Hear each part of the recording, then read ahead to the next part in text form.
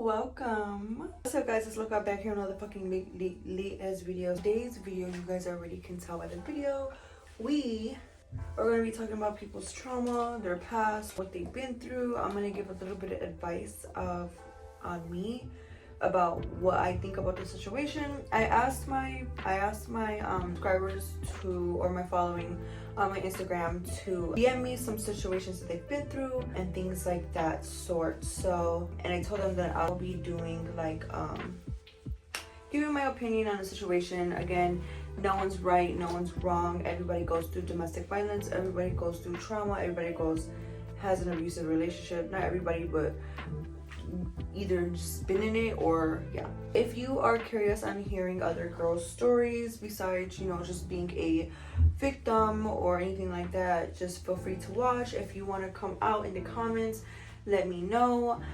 If you want a chance for me to read your story, DM me on my Instagram. If this is something you guys enjoyed, comment down below, so I'll do a part 2 and we'll see what we can talk about the next time. So if you are new here, make sure you subscribe to my channel. Let's get to 7K. I'm rooting for 10, but let's get to 7. And yeah, it's weird girls over here, period. So let's get into it. So I did wash our hair. We're gonna go ahead into our DMs and just pull some of the DMs up so we can get started. Let's see. To light something up and let's get cracking.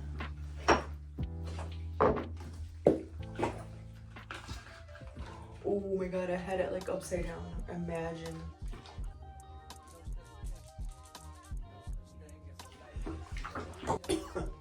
Alright, let's get started. Let's take a couple hits and we'll get started. I'm gonna say the first thing. So this is from Elizabeth. Hey, I just saw your story on IG and I wanted to tell you my relationship story. I was with somebody for 3 years and he cheated on me. I didn't care how long he was cheating on me because we were not really communicating. And plus, I would give him space. We never lived together because he never had the courage to talk to my dad. We were old school like that. So they were old school. Okay. The day we broke up is the day that I had a feeling he was cheating on me, because I had a dream that he was with someone else. And besides, a girl was calling him that night we broke up, and he had a scratch on his nose. But I never really told him if he was. But the night we broke up, I told him my dream, and he said that I shouldn't believe in that. Then he said, "What do you think was gonna happen?" I just got out of his car and went inside. I just got out of his car and went inside my house. I got depressed and lost weight and I cried for 3 days. Then I got over it and I started working on myself. So, Elizabeth, questions like, did you go back to him? No, right? Obviously, because you said you were working on yourself. I call bullshit. Girl, he was cheating on you the whole entire fucking time. Okay? Y'all barely had communication. Honestly, I think he's probably cheating the whole entire time, and if a girl is calling his phone, you've never seen that happen, and the day y'all break up, you see a girl calling his phone. Obviously, he was hiding stuff from you. It's obvious fuckingly, but you know that, you know what I'm saying? And like, what's up with the scratch on dude's face? Now, I'm not even that freaky, and I've done some freaky stuff. Scratching? Maybe a smack in the face, but boy, you not breaking skin on my face. So the fact that you see a scratch, I don't know, it's just weird. That's weird. I don't know, maybe they got in a fight. Girl, I'm like you, I'm over here thinking, like, I don't know.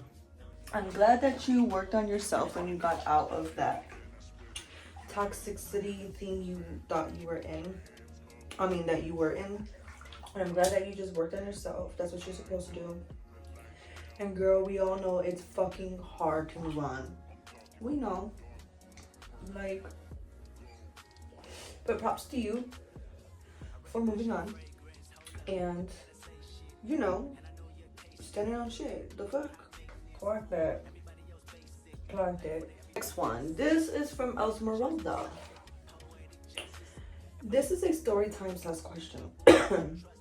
So, I've been with my baby daddy for 6 years, and I left him now because it's been a mentally abusive and physically abusive relationship. Ooh. This last time I left because him and his friend literally kidnapped me. He hit me and left me with a concussion. I had a seizure and everything. But there, hold up, girl.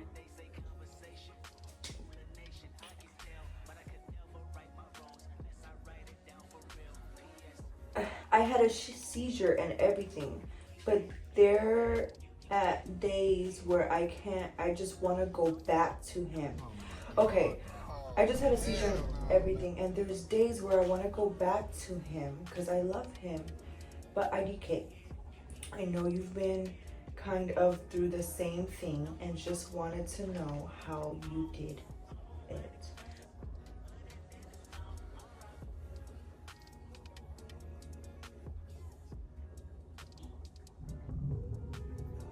Why is my water leaving? Oh my god, I'm high. I'm done with this. Okay. Girl, okay. First of all, that one had me speechless because, girl, I've been through the exact same fucking thing. Okay. I'm too high for this. Hold on.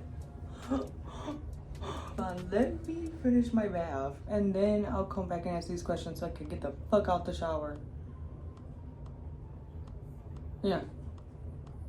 Okay, new setting.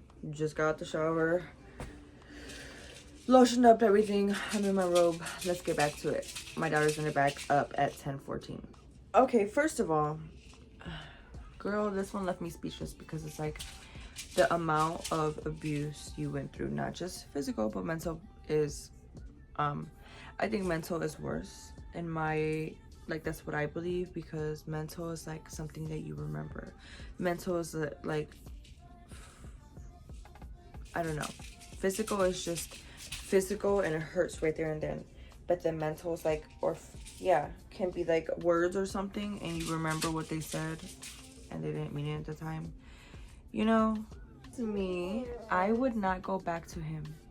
Okay? You finally left. You're not with him, you're not in the same house or whatever. If it was that bad and you were able to leave, that was God telling you, okay, this is it.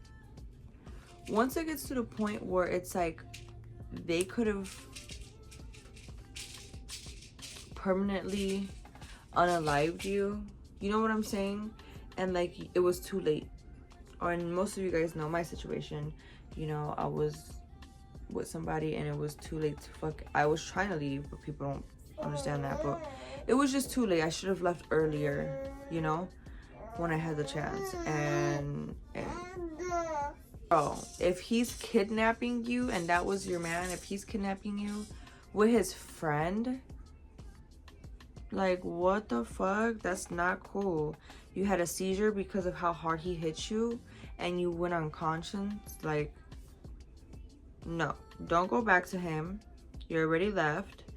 Yeah, you're gonna think about him. And honestly, it's so fucked up because I still think about my kid, you know, Aura's dad sometimes. But it's like, you know, I know better now because I've been in a really bad relationship already before. So it's like, I kind of know better not to go back to him. Are we co-parenting good? Yes. Are we better as friends? Yes. But yeah, like, it could have been worse. No, my baby daddy, he crazy. It was bad, okay? Don't go back. I don't know how to tell you because it's not, there's no right way or wrong way. It is very hard. Everybody has a certain way. But when you're ready, girl, you're going to actually know. Guys, look who joined us. All right, so, this is what we're doing. We're talking about girl stuff here, you know, and basically mommy's trying to say, like, no means no. Or, you know, guys are not supposed to put their hands on girls. So boys are not supposed to put their hands on you. Don't let a boy put his hands on you, because if you do that, I'm gonna have to tell your dad. And you know, we don't need the mess. Okay. We don't need the mess. Okay. So the things you're about to hear and hear. I'll cover your ears. Okay. I'll cover your ears. You'll be fine. Sucks. Not Lalo following me and calling me. Y'all know who Lalo is, right? The TikToker.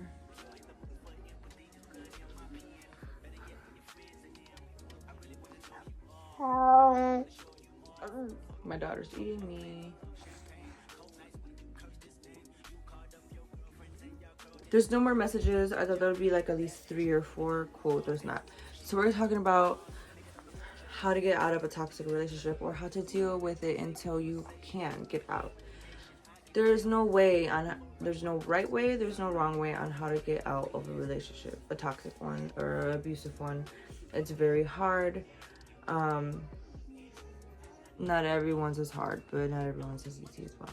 So, okay, so we're gonna leave off of what we saw yesterday. I was a little lit. I was like, holy shit, hold up. I still got the little pre-roll I got right here. So we're gonna go ahead. We did Elizabeth's, guys, right? We were stuck on Esmeralda with you know, him kidnapping her with his friend, and beating her up, leaving her concussion, and leading to a seizure. Now she did say she missed him, and that what should she do? She should go back. Girl, do not go back. You're already out. You don't want it to be too late. You know what I'm saying? And honestly, you did better than me. You left the first time. Oh well, I don't know how long it's been, but as long as you left, girl, leave. Stay clean. Like, none of that stuff's gonna get better. Trust me. I take domestic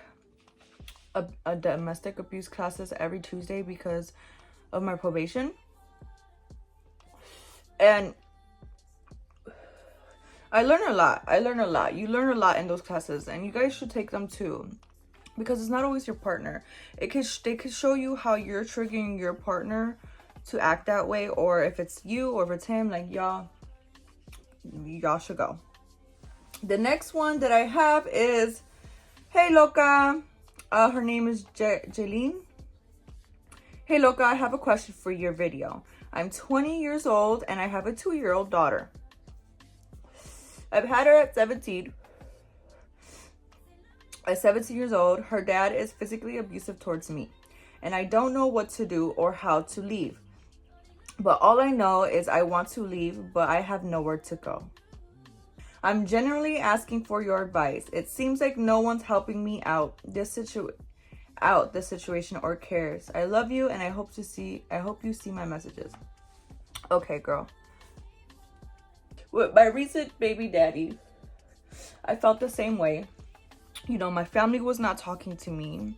My mom was living with my sister, and at the time, me and my sister, we were not talking. Like, she did not want me around. So I would beg her and beg her and beg her to stay with her, and she would just say no. She just wasn't ready. And I felt genuinely like I had nowhere to go. I felt like I had nowhere to go, you know, and I was in the same boat as you. Now, what I did was, okay, well, let me sign myself up for low-income housing. Now, you could search up in your area with Section 8 and low-income housing, and I did that. I didn't get approved because of my background, but if you just are a regular person and a single mom and you really need somewhere to go, I would take that steps now. Take your car. All you need is your ID and your social, and sign up. It'll take a couple months for you to get approved. You'll be on a waiting list. You can hang out for a couple months. Or keep bothering a family member. Show them that you're changing. Show them you're going to make the steps. Show them that you're going to file a a protective order on him. You have to show your family you are done with this man so they can believe you. You have to file an order of protection. And it's so hard because, like, you guys got kids together. You know what I'm saying? And I know you want the kids in his life, and he's probably just not like same thing with my baby daddy. Like, he's an abusive person. I was scared of him. He was stalking me. Like, he was just fucking stalking me. So I knew, like, I had to file protective orders. Now I filed it, and you know, I still had a big heart, and I wanted him to see his daughter. He was asking, and I know I couldn't like be with, you know. So I think every month you would have to file, and it'd get granted. But after a month, I think you go to court and they ask you if you still want that done. So maybe I would say take this month, or take a time, like if your family member is like, okay, cool, you can come in as long as you do these things. I would say, like, go file a protective order until things calm down, and then y'all can have a civil conversation when you guys both move on, or you guys just both moved on from each other, not necessarily in different relationships. Then you can stop the protective order, and then you can let him see your daughter. Now, if he's still fucking physical and stuff, that's different. You'd have to go to a child. What I'm saying is file for low-income housing. It's not hard. It takes an hour of your day, maybe 30 minutes. And it'll take months for you to get in. It maybe take a month or two. It took me 6 months to get approved. Then they looked at my background and boom. So, do that. Or connect with the family member and tell them that you're serious. And you're gonna do these plans, write down a list. You're gonna do these things to show them that you are serious. Starting tomorrow. So the day you leave that house, the next day you better go file that fucking order of protection. You asked for my advice, I'm giving it to you. This is what I did. Don't let it be too late, girl. Don't let it be too late. Hey girl, if you decide to use this, please don't mention my name. But I have been in a relationship for 8 years. We have 3 kids together, all girls, and my second pregnancy. I tested positive for chlamydia. I didn't cheat. I never have cheated. Not even a thought in my mind has been about being unfaithful. Even after the fact, well, back in the day, right before he got busted, we met and he was with his ex. He didn't find out until after, but she gave him chlamydia. So they weren't together anymore. And when he got out, we got together and everything was good. And then a few years later, I popped out with that. He said he only took 1 pill, not 2 in prison. And that he didn't cheat and it came back up, but he swears he never once cheated and blah, blah, blah. We're already like 2/4 years in, years, and I caught it, and he said the doctor told him he could dormant and something can trigger and bring it back if it wasn't treated correctly. Fast forward, we're now 6 to 7 years together, and he said at his sister's pad. Alright, break, because like y'all already see my dyslexia coming in and I can barely fucking read. Sorry. AKA trap house. He touched a razor and cut him, and he's scared he caught something.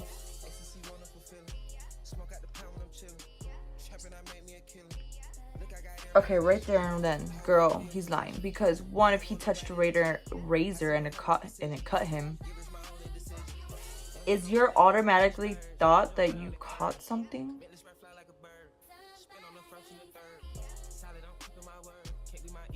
Unless the razor was used for drugs, or if it was used to cut someone open.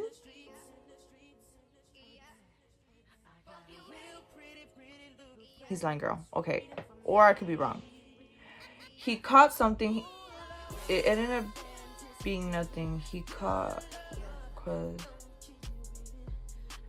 Y'all, hold on. Pause. A trap house. Touched a razor and it cut him. And he's scared he caught something. It ended up being nothing. He caught... Cause I was preg at the time with our third baby and I never tested positive for anything, but the fact that he told me he's scared made me question everything. Like, maybe is he trying to cover his tracks or something, and he's being sneaky and lying about it, touching a razor because he was with someone.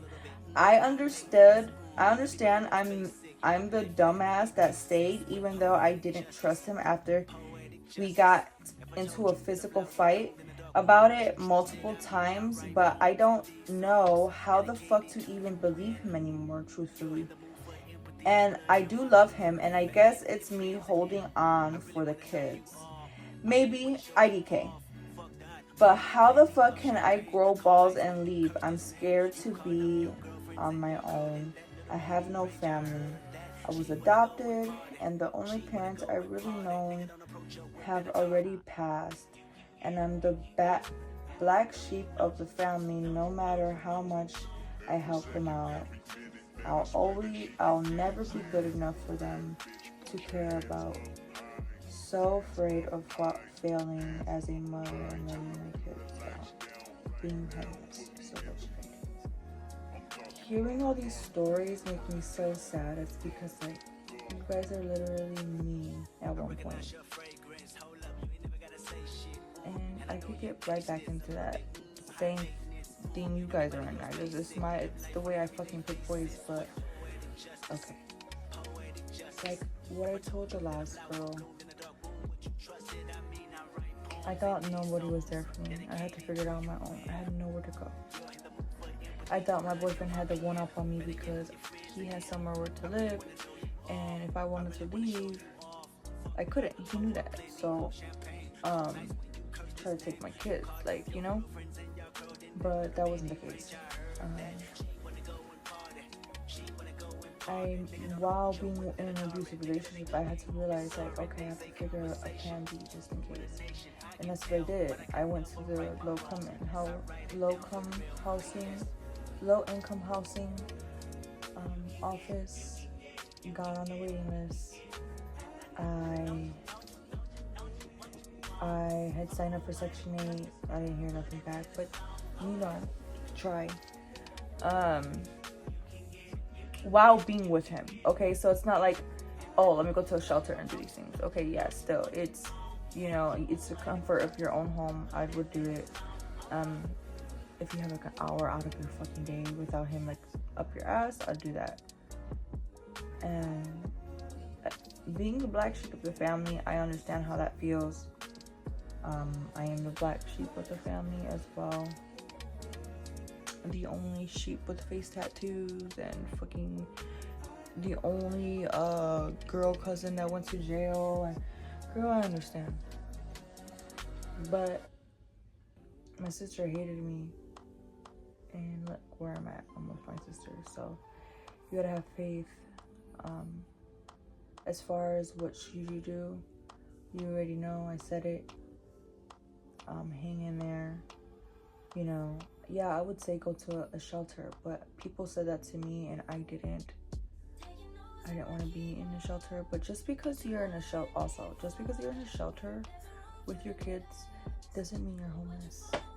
You live in a shelter, and some women's shelters actually help you, let you stay there, help you with a job, and help you get low-income housing, literally. And I don't know why I didn't do it. I guess just because I didn't. But there's also that. I wish I could give all of you girls hugs right now.